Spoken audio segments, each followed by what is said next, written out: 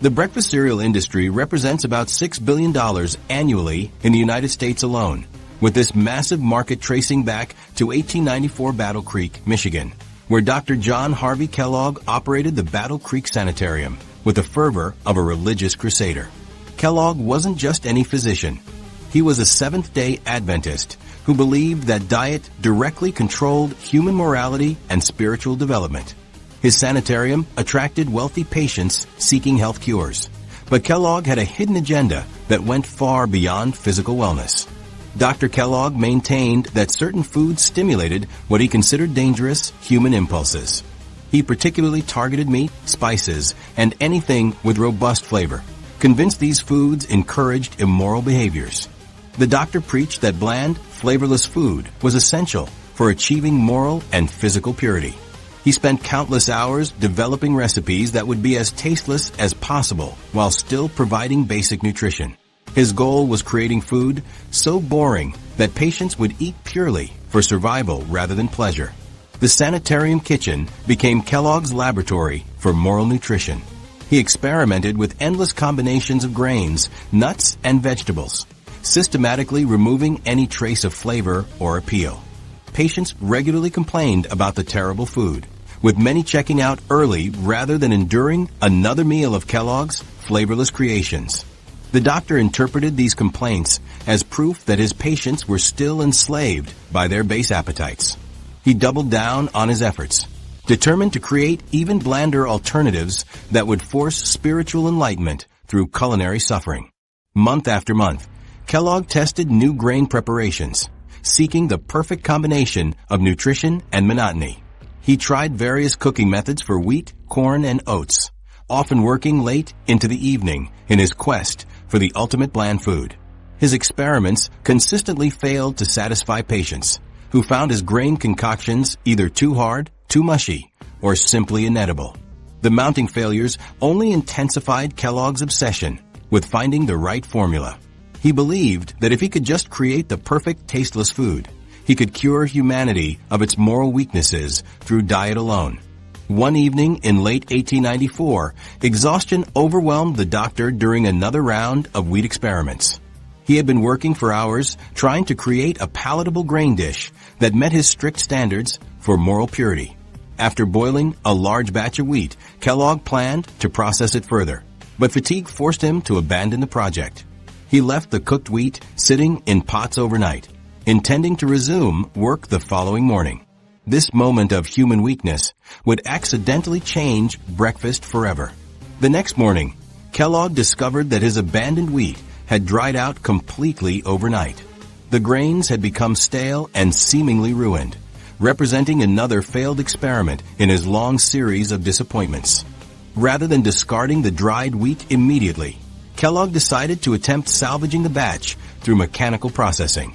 He and his brother, Will Keith, ran the stale wheat through heavy metal rollers, expecting to create some form of flour or paste from the dried grains. Instead of producing the expected powder, the rollers created something entirely unexpected. The dried wheat emerged as thin, crispy flakes unlike anything the brothers had seen before. Each grain had been transformed into a delicate sheet that maintained its shape while becoming completely crispy. The texture was revolutionary, light, crunchy, and easy to chew. Kellogg initially viewed these flakes as another failure, but his practical brother, Will Keith, suggested they serve the accident to patients rather than waste the entire batch. The sanitarium patients received their breakfast flakes with typical resignation, expecting another tasteless ordeal from Dr. Kellogg's kitchen. However, something remarkable happened during that morning meal. Patients actually enjoyed eating the crispy flakes, especially when served with milk. The accidental texture made the bland grain palatable in a way that Kellogg's previous experiments had never achieved. Word spread quickly through the sanitarium that breakfast had become genuinely edible for the first time in months. Dr. Kellogg recognized the significance of this accidental discovery immediately. He had finally created a grain product that satisfied his moral requirements while actually appealing to human taste preferences. The flakes contained no stimulating spices or flavors, meeting his strict standards for spiritual purity. Yet patients requested second helpings, suggesting that the unique texture compensated for the deliberate blandness.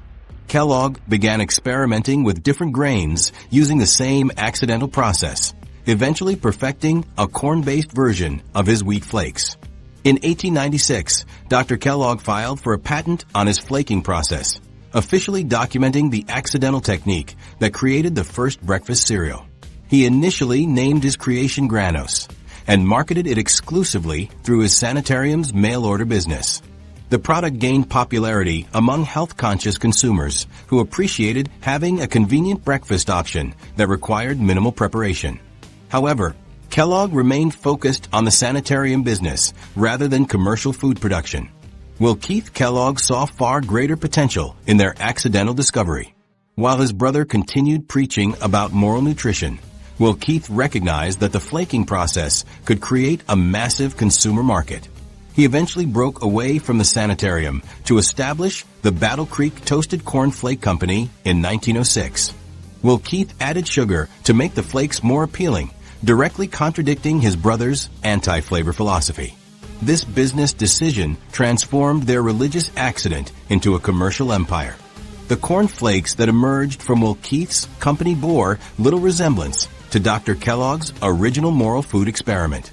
Marketing campaigns emphasized convenience and taste rather than spiritual purity, appealing to busy American families seeking quick breakfast solutions. The product's success inspired dozens of competitors, creating an entire industry built on variations of the Kellogg brothers' accidental flaking process. Battle Creek became known as the cereal capital of America, as numerous companies established operations there. Today's breakfast cereal market demonstrates the lasting impact of Dr. Kellogg's accidental discovery. The basic flaking process that emerged from one night of forgotten wheat remains the foundation for hundreds of modern cereals. Major manufacturers continue using variations of the technique that the Kellogg brothers patented in 1896, proving the enduring value of that 1894 accident. This massive market emerged entirely from a religious zealot's failed attempt to suppress human appetite through bland food. Yet his accidental flakes became one of humanity's most enduring food obsessions.